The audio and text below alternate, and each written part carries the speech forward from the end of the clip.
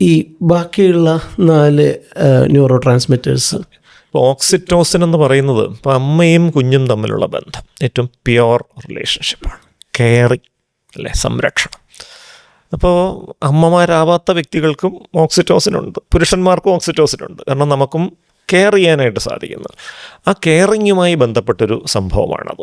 അപ്പോൾ അവിടെയും നമ്മുടെ ജീവിതത്തിൽ ചില ഇൻറ്റിമേറ്റ് റിലേഷൻഷിപ്സ് ഉണ്ടാവും. അത് ജീവിത പങ്കാളിയുമായിട്ടായിരിക്കാം, കുട്ടികളുമായിട്ടായിരിക്കാം.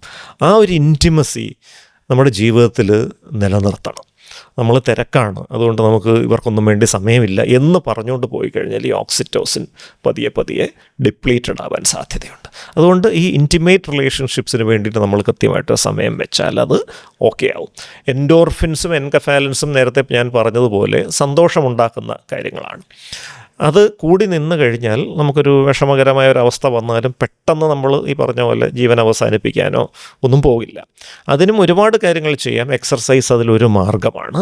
എഗെയിൻ നമ്മുടെ സർഗാത്മകമായ കഴിവുകൾ, നമ്മുടെ പഠനത്തിന് പുറത്തുള്ള ക്രിയേറ്റീവായിട്ടുള്ള സംഗതികൾ സ്വതന്ത്രമായി എക്സ്പ്ലോർ ചെയ്യാൻ കുറച്ച് ടൈം കിട്ടിയാൽ ഈ സംഗതികളൊക്കെ കുറച്ച് കൂടാൻ സാധ്യതയുണ്ട്. അതായത് ഇപ്പോൾ രാവിലെ തൊട്ട് വൈകിട്ട് വരെ കുട്ടിയെ ഈ വ്യത്യസ്ത ട്യൂഷൻ ട്രെയിനിങ് സെൻറ്ററുകളിൽ തളച്ചിടാതെ കുറച്ച് സമയം അവന് ഇപ്പോൾ പടം വരയ്ക്കും, അവൻ റാൻഡമായിട്ട് എടുത്ത് വെച്ച് എല്ലാത്തിനെയും അങ്ങ് തുടക്കത്തിലേക്ക് കയറി സ്ട്രക്ചേർഡ് ആക്കാൻ നിൽക്കാതെ അവൻ ഫ്രീ ആയിട്ട് അത് കുറച്ച് എക്സ്പ്ലോർ ചെയ്യാനായിട്ട് പറ്റുന്നു. അത്തരം കാര്യങ്ങൾ ചെയ്താൽ അത് പറ്റും. സെറട്ടോണിൻ എന്ന് പറയുന്നതും ഈ ഡോപ്പമിനുമായിട്ട് വളരെ സ്ട്രക്ചറലി ബന്ധമുള്ളൊരു സംഗതിയാണ്. സെറട്ടോണിൻ നമ്മുടെ ഇമോഷൻസ്, വികാരങ്ങളുമായിട്ട് ബന്ധപ്പെട്ട് നിൽക്കുന്നു. കൂടുതൽ ഇമോഷണൽ കണക്ഷൻസ് ഉള്ള വ്യക്തികളിൽ, കൂടുതൽ സൗഹൃദങ്ങൾ, കൂടുതൽ ഊഷ്മളമായ ബന്ധങ്ങളുള്ളവരിൽ സെറട്ടോണിനും കൂടുതലായിരിക്കും. ഈ സെറട്ടോണിൻ്റെ അളവ് വല്ലാതെ കുറയുമ്പോഴാണ് ഈ ഡിപ്രഷൻ, വിഷാദം എന്നൊരു അവസ്ഥ. സെറട്ടോണിൻ വല്ലാതെ താഴ്ന്നു പോകുമ്പോഴത്തേക്ക് ആത്മഹത്യാ പ്രവണതയടക്കം വരാം.